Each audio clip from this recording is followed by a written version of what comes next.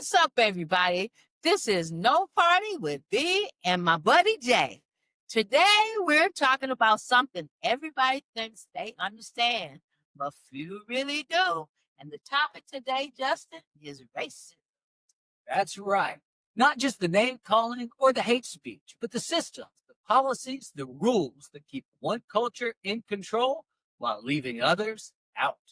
Exactly. This is everybody's world. Black, brown, white, Latino, indigenous, LGBTQ. It belongs to all of us. But too often, the power and the rules are controlled by just one group. So today we're connecting the dots from the White House to book bans to right here in Sumner County, Tennessee. First off, let's define what racism really is. It's prejudice plus power. It's when beliefs, actions, and systems combine to advantage one group and hold others back. And it's not always loud or in your face. It can be quiet. It's in who gets hired, who gets housing, who gets represented in schools, in the libraries, and in politics. That's right. And here's the kicker. Just because someone says they're not racist doesn't mean their actions or the system they benefit from aren't racist. Let's go national for a minute. Donald Trump. The history has been well documented. In 1989, he took out a full-page ad for the death penalty for the Central Park Five. And later on, they were proven to be innocent. In the 1970s, the DOJ lawsuit for discriminating against Black renters in his family business. Where's your certificate, your birth certificate? That was what he was targeting Obama with. They're bringing drugs. They're bringing crime. They're rapists, referring to the Mexican immigrants. And today, he still talks about immigrants taking Black and Hispanic jobs, but fact-checking shows it's simply not true. But the fear spreads, shaping attitudes and policies, ICE raids, deportations, and the way the communities see newcomers. Exactly. That's why words do matter. When leaders normalize the division, it trickles on down into school boards, city hiring, and local policies. And racism isn't just about one person being mean. It's in the systems that repeat unfair outcomes. Let's take book bans, for instance. Libraries across the country are pulling stories by and about Black, brown, and LGBTQ people. They're calling it protecting children, but really, they're erasing their identity. And if you delete their stories, you delete the understanding that goes with them. And ignorance is what keeps the system alive. Let's bring it home, Justin, where we live at here in Sumner County. This is where we live at. A county built on some of the first organized slave trading centers in Tennessee. That history didn't disappear.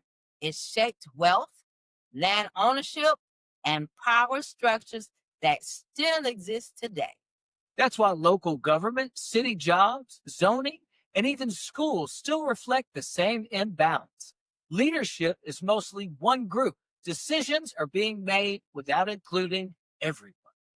And people will tell you racism doesn't exist here anymore because that's because they don't feel the change. They benefit from them quietly, and the rules are written in their favor. Think about it. Excuse me. When you're constantly adjusting to someone else's culture, values, or rules, that's exhausting. I'm so tired. And it's disempowering. And yet, some people see inclusion as charity or a threat instead of fairness. Exactly. Racism isn't lowering standards. It's about who gets to write the standards.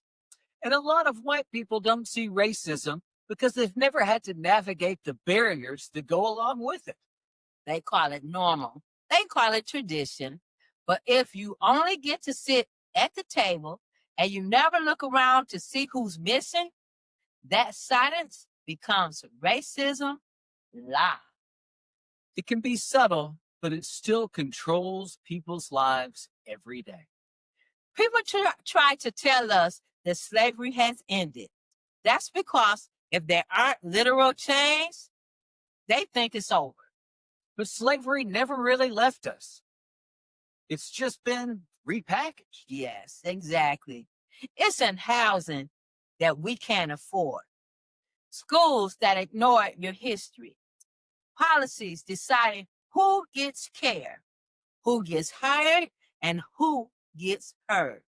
It's subtle, but it still owns people opportunities and freedoms. That's why talking about racism isn't just history, it's about today, right here in Sumner County, across the country. What can people do? Learn. Read banned books. Show up at the city meetings. Ask who's missing from the table. Don't be scared to share power, to include everyone. Make decisions with empathy and awareness, not just what you're comfortable with. Because silence and exclusion, that keeps the cycle going and going and going. This is everybody's world. If only one culture keeps writing the rules, then we all lose. And until we share the power, we're simply going to keep repeating the history that has gotten us here today. Yes, we have, and we're still here. This has been No Party with BJ. No party lines, No excuses. just truth. See you on the other side.